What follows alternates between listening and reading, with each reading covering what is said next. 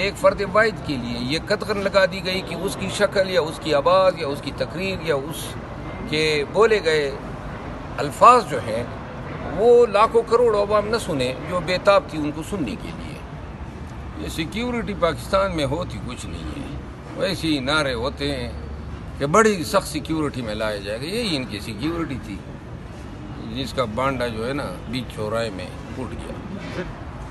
Commando تو ہیلی copter سے چلانگی بھی لگاتے ہیں، تو محترمہ جو ہے صحیح کمانڈو بن کے دکھائیں، کوئی چلانگ لگا دیں ہیلی کاپٹر سے، تب مانیں گے کہ کمانڈو ہیں بھی۔ ہاں محترمہ کچھ ایکشن دکھائے، کچے میں چلی جائیں، کچے کے ڈاکیوں کے خلاف فرائض جو ہیں وہ لیڈ کریں، پنجاب پولیس کے دستوں کو قیادت کریں اور کچے کے ڈاکوؤں کا صفایا کریں کہ سپریم کورٹ سے بڑی عدالت ہی نہیں ہے پاکستان میں۔ اور ہر ایک شخص جو ہیں وہ جب عدالت کے سامنے ویڈیو لنک پہ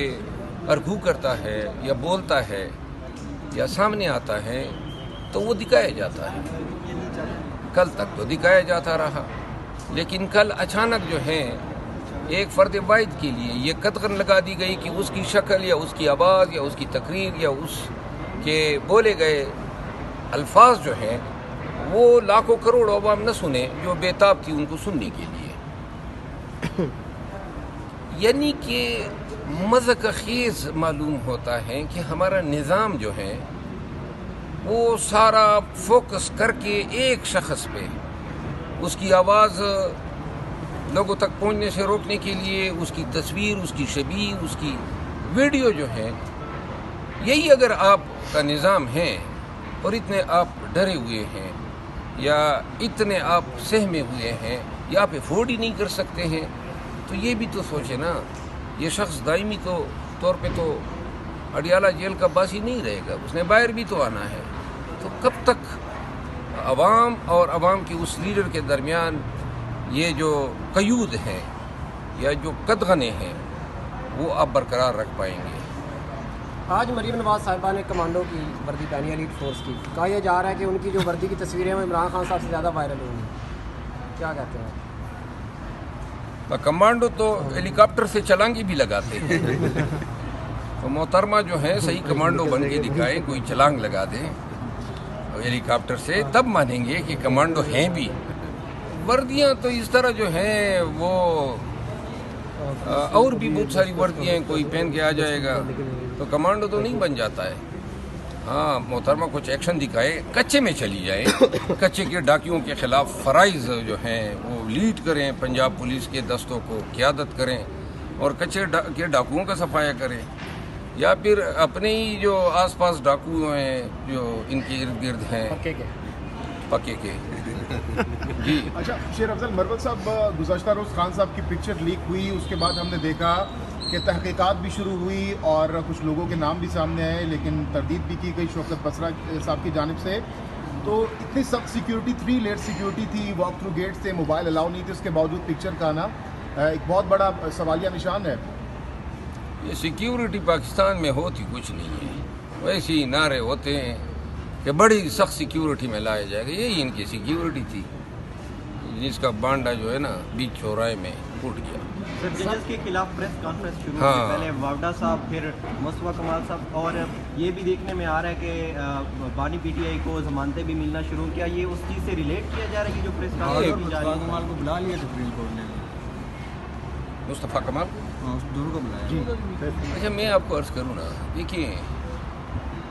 اسلام آباد ہائی کورٹ کے 6 جج صاحبان جو ہیں وہ ہاربنجر ہیں، نقیب ہیں، انہوں نے سب سے پہلے یہ آواز اٹھائی کہ عدالتوں کے اندر دخیل کاری ہو رہی ہے۔ اب اگر ہم پاکستانی ہیں اور پاکستان کا بھلا سوچتے ہیں، قانون کی حکمرانی کا خواب دیکھنے والوں میں سے ہیں اور پاکستان میں قانون کی حکمرانی چاہتے ہیں، تو کیوں کر میں انہی جج صاحبان کے پیچھے یا ان کی شہریت کے پیچھے الزام تراشیاں شروع کروں گا؟ یہ جو میڈیا پہ آپ نے دیکھا، یہ 2-3 ایام سے تسلسل سے چند مخصوص چہرے آ کے ویڈیو پہ بتاتے ہیں کہ جج صاحبان یہ کر لیں، جج صاحبان، اب یہ جج آپ کو برے لگنے لگے ہیں، جبکہ اسی عدالت میں اسلام آباد ہائی کورٹ میں بانی P T I Imran Khan کو سزائیں بھی ہوئی، ان کو ضمانتیں بھی نہیں ملی، اور آج تک اسی ہائی کورٹ میں مقدمات کے زیر سماعت ہونے کی وجہ سے وہ باہر نہیں آ سکا ہے، اس ہائی کورٹ کی وجہ سے۔ تو لہٰذا جب ان جج صاحبان نے یہ کہا کہ جی ہمارے